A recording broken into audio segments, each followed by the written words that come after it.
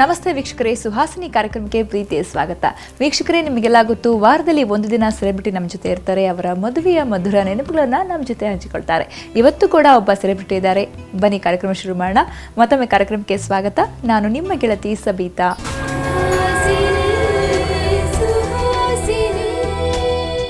ಇವತ್ತು ನಮ್ಮ ಜೊತೆ ಇರುವಂಥ ಸೆಲೆಬ್ರಿಟಿ ಸುಚಿತ್ರಾ ಶರತ್ ಲೋಹಿತಾಶ್ವ. ಶರತ್ ಲೋಹಿತಾಶ್ವ ನಿಮಗೆಲ್ಲ ಗೊತ್ತು, ಪೋಷಕ ಪಾತ್ರಗಳಲ್ಲಿ ಖಳನಾಯಕರಾಗಿ ವಿಭಿನ್ನ ಪಾತ್ರಗಳಲ್ಲಿ ಮಿಂಚಿ ನಮ್ಮೆಲ್ಲರ ಮನಸ್ಸನ್ನು ಗೆದ್ದಿರುವಂಥವರು. ಅವರ ಧರ್ಮಪತ್ನಿ, ಅವರ ಮನಮೆಚ್ಚಿದ ಮಡದಿ ಸುಚಿತ್ರಾ ಅವರಿದ್ದಾರೆ. ಬನ್ನಿ ಅವ್ರನ್ನ ಮಾತಾಡ್ಸೋಣ. Welcome to the show madam. ನಮಸ್ಕಾರ. ನಿಮ್ಮ ಮತ್ತು ಶರತ್ ಲೋಹಿತಾಶ್ವ ಅವರ ಮದುವೆ ಆಗಿ ಎಷ್ಟು ವರ್ಷ ಆಯಿತು? ಮದುವೆ ಆಗಿ 10 ವರ್ಷ ಆಯ್ತು. ಇವಾಗ 10 ವರ್ಷ ಆಯಿತು. ಸೊ ಹೇಗೆ ಮದುವೆ ಆಗಿತ್ತು? ಲವ್ ಮ್ಯಾರೇಜಾ ನಿಮ್ಮದು ಅಥವಾ ಅರೇಂಜ್ ಮ್ಯಾರೇಜಾ? Love come arrange marriage.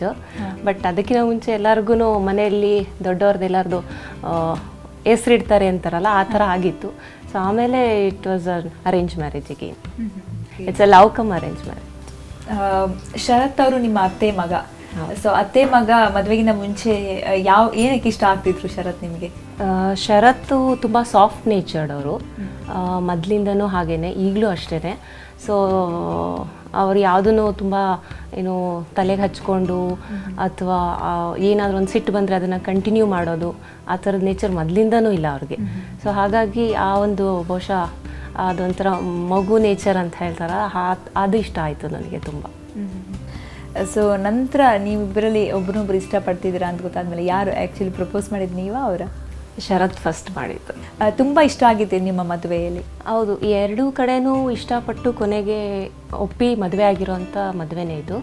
ಯಾರ್ದು ಏನೋ ಎಗೇನ್ಸ್ಟ್ ಇರಲಿಲ್ಲ, ಅವ್ರ ಕಡೆ ನಮ್ಮ ಕಡೆ ಆಗಲಿ.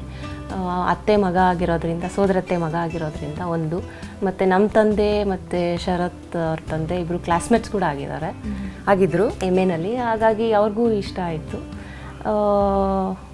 ಸೆಲೆಬ್ರೇಷನ್ ಜೋರಾಗಿತ್ತು, ಯಾಕೆಂದರೆ ಎರಡೂ ಕಡೆನೂ ಕಸಿನ್ಸ್ ಎಲ್ಲ ಸೇಮ್. ಅವ್ರಿಗೂ ಹೆಣ್ಣಿನ ಕಡೆನೂ ಗಂಡಿನ ಕಡೆನೂ ಎಲ್ಲ ರಿಲೇಷನ್ಸ್ ಎಲ್ಲ ಸೇಮೇನೆ. ಹಾಗಾಗಿ it was more of fun.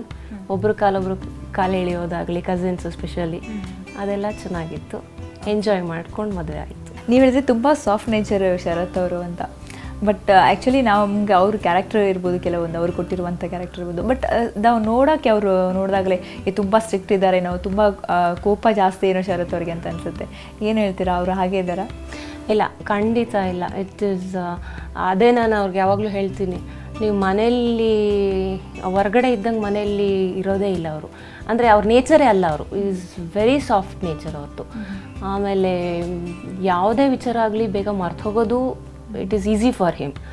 ಆಮೇಲೆ ನೀವೇನೋ ವಿಲನ್ ಹೊರಗಡೆ ಪಾತ್ರ ಮಾಡ್ತಾಯಿದ್ರು, ಮನೇಲೂ ಹಾಗೆ ಇರ್ತಾರ ಅಂದರೆ ಮನೇಲಿರೋರ್ನೆಲ್ಲಕ್ಕೂ ಎಷ್ಟು ಸಿಟ್ಟು ಬರುತ್ತೋ ಅವ್ರಿಗೆ ಅಷ್ಟೇ ಕಡಿಮೆ ಸಿಟ್ಟು ಬರುತ್ತೆ. ಸೊ ಯಾವುದೇ ವಿಚಾರ ಆಗಲಿ, ಬಟ್ ಸಿಟ್ಟು ಬಂದರೆ ತುಂಬ ಕಷ್ಟ, ಒಂದು ಸಡನ್ ರೈಸ್ ಆಗಿಬಿಡ್ತಾರೆ. Otherwise is very soft natured. So ಅಜಗಜಾಂತರ ವ್ಯತ್ಯಾಸ. ಏನು ಸಿನಿಮಾದಲ್ಲಿ ಮಾಡ್ತಾರೋ ಮನೇಲಿರೋದಕ್ಕೂ ಟೋಟಲಿ ಡಿಫ್ರೆಂಟ್. ಮಗನ ಜೊತೆ ಆಡಿಕೊಂಡು ಆರಾಮಾಗಿ ತುಂಬ ಕೂಲಾಗಿರ್ತಾರೆ. ಇಂಥದ್ದೇ ಏನಾದ್ರು ಸೆಲೆಕ್ಟ್ ಮಾಡ್ಕೋಬೇಕು ನಿಮಗೆ ಒಂದು ಫೀಲ್ಡ್ ಅಂತ ಅನಿಸ್ತಿತ್ತಾ, ಅಥವಾ ಮನೇಲಿರೋಣ ಎಲ್ಲರ ಜೊತೆಗೆ ಜಸ್ಟ್ ಹೌಸ್ ವೈಫ್ ಆಗಿ ಅಂತ ಅನಿಸ್ತಾ? ಅವಾಗ ಇಲ್ಲ, ನಾನು ಕೆಲಸ ಮಾಡ್ತಾ ಇದ್ದೆ. ಈಗ ಒಂದು 3 ವರ್ಷದಿಂದ ನಾನು ಕೆಲಸ ಬಿಟ್ಟಿದ್ದೀನಿ. ಅದಕ್ಕಿಂತ ಮುಂಚೆ ನಾನು ಕಂಪ್ನೀಸ್ಗೆ ಕೆಲಸ ಮಾಡ್ತಾ ಇದ್ದೆ. I was working as a ಸೇಲ್ಸ್ನಲ್ಲಿದ್ದೆ, ಮಾರ್ಕೆಟಿಂಗ್ ಹೆಡ್ ಆಗಿ ಲಾಸ್ಟ್ ಜಾಬ್. ಏನಾಗುತ್ತೆ, ನಮ್ಮ ಕೆಲಸದಲ್ಲಿ ಟ್ರಾವೆಲಿಂಗ್ ಜಾಸ್ತಿ ಇರುತ್ತೆ. ಹಾಗಾಗಿ ಶರತ್ಗೂ ಅಷ್ಟೇ, ಸಾಟರ್ಡೆ ಸಂಡೇಸ್ ರಜಾ, ಬೆಳಿಗ್ಗೆ ರಾತ್ರಿ ಏನೂ ಇರೋದಿಲ್ಲ. ಹಾಗಾಗಿ ಏನಾಗುತ್ತೆ, ಫುಲ್ ಡೇ ಅವ್ರು ಹೊರಗಡೆನೇ ಇದ್ದಂಗೆ ಆಗುತ್ತೆ. ಸೊ ಮಗನ್ನ ನೋಡ್ಕೊಳಕ್ಕೆ ಸೊ ಆಮೇಲೆ ಅವ್ರು ಹೇಳಿದ್ರು, ನೀನು ಏನು ಕಷ್ಟಪಡ್ತೀಯೋ, ನೀನು ಏನು ದುಡಿತೀಯೋ, ನಾನು ಅದೆಲ್ಲ ಕಾಂಪ್ರಮೈಸ್ ಮಾಡ್ತೀನಿ. ಸೊ ನೀನು ನನ್ನ ಫ್ಯಾಮಿಲಿ ನೀನು ನೋಡ್ಕೊ ಅಂಥೇಳಿ. ಆ್ಯಂಡ್ ಐ ಆಮ್ ಹ್ಯಾಪಿ ಮಗನ ನೋಡಿಕೊಂಡು, ಮಗನ ಕೆಲಸ. ಯಾ, ವೆರಿ ಮಚ್.